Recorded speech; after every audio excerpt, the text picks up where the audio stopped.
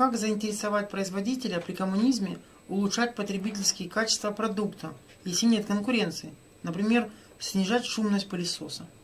И надо его заинтересовывать. Каждый человек при социализме заинтересован в развитии общественного производства. Почему? Потому что если оно будет развиваться, то у всех положение будет лучше.